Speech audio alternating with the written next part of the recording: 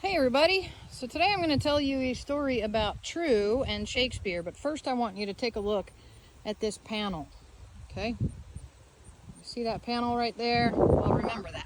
Okay, so the story I'm telling you is going to involve a panel just like that. So this is a story from when True was younger. True is my mare, and it's a story about when we were working with a trainer to get her under saddle, which means getting her familiar with carrying a saddle. So you've got to picture a big 45 pound Western saddle. You know, you put a big pad down first, then you put the saddle on top of them. Then, you know, you cinch it up down here, you tighten it.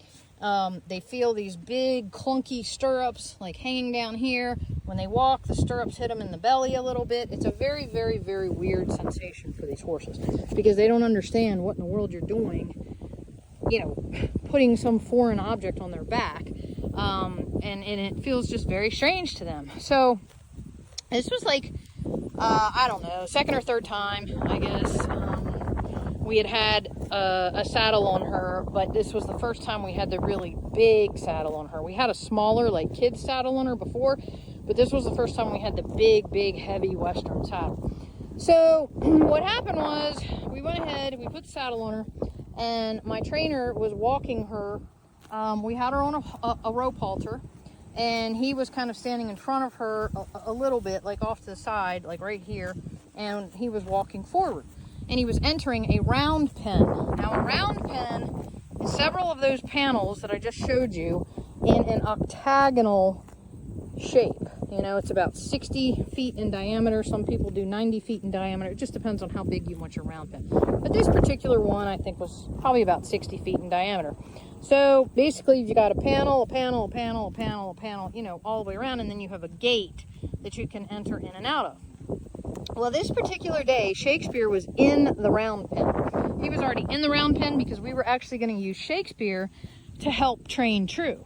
So Shakespeare was in the round pen, and he was about in the middle, kind of like hanging out in the middle of the round pen. He wasn't all the way at the end, and he was, you know, he was just sort of standing there looking at us. There wasn't a whole lot he could do. I mean, it's not like he was in any grass or anything like that. So Shakespeare was already in there, and True was being walked through. So as my trainer was walking her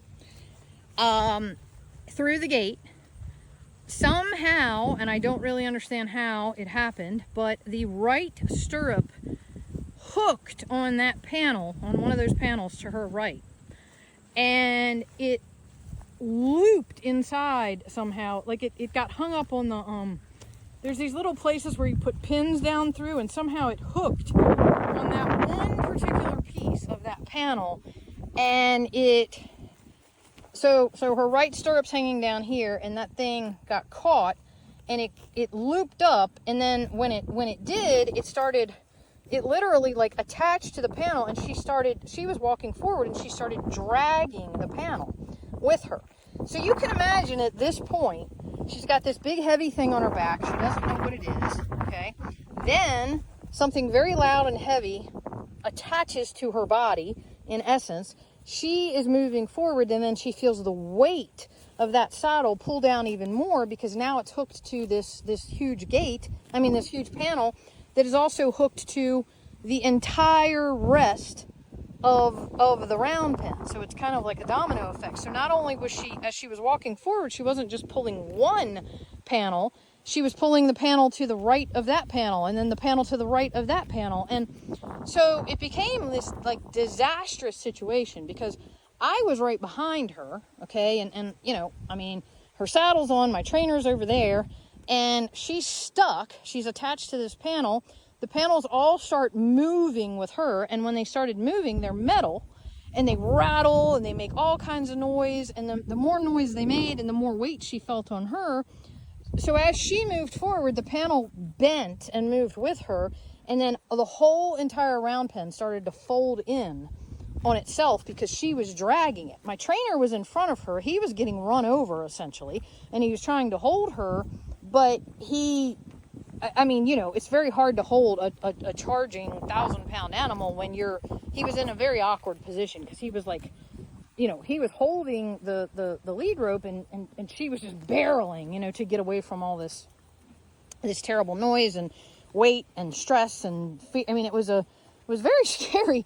And I was in a terrible position because I'm stuck, back here, and I couldn't do anything because her stirrup was all the way up here, but it was attached, and the panel was closing in on her and actually pressing into her rib cage.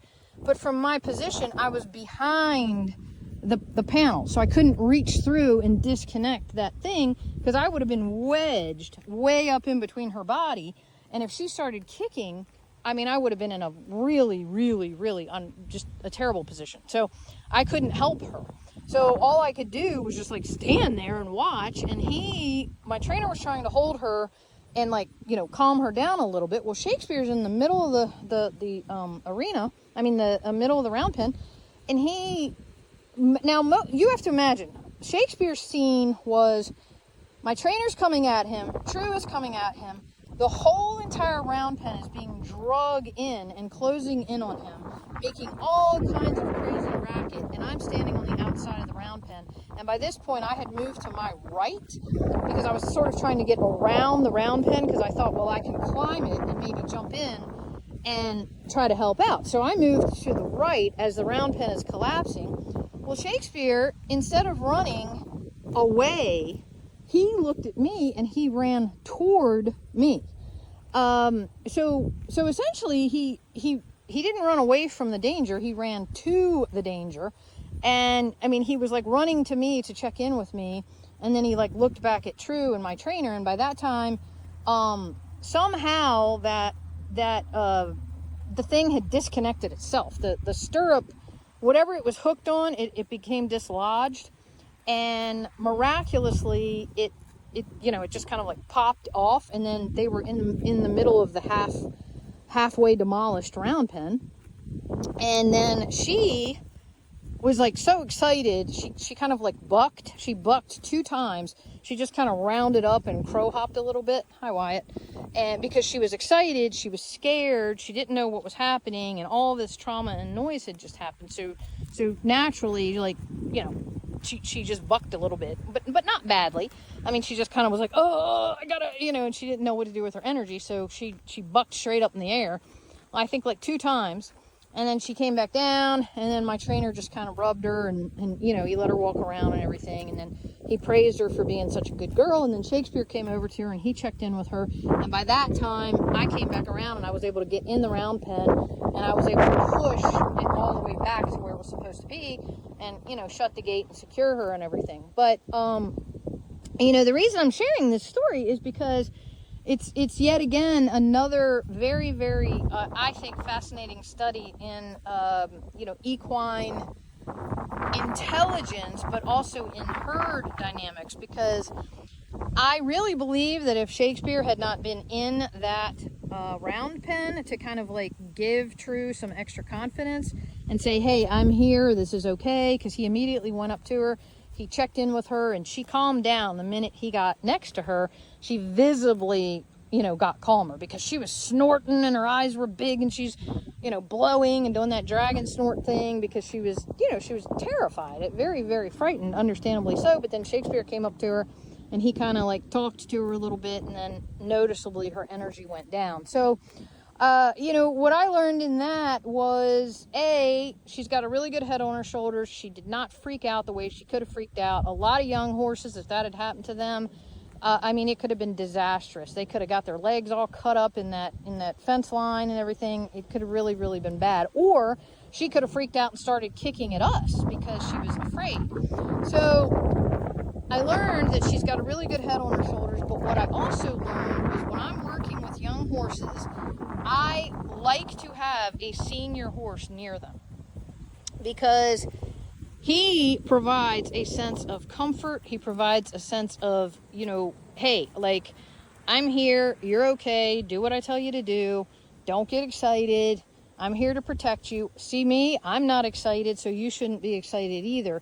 And that really, really helps with younger horses, because it gives them sort of like a mentor and a guide to help their behavior. It's kind of like with dogs. You can always use an older dog or a pack to train the younger dogs. Well, it's the same thing with these guys. If you have a good herd leader, then you can utilize them to help train the younger ones. So I was very grateful that Shakespeare was in with us that day, and I was very grateful that he provided that, you know, just that rock solid support for us.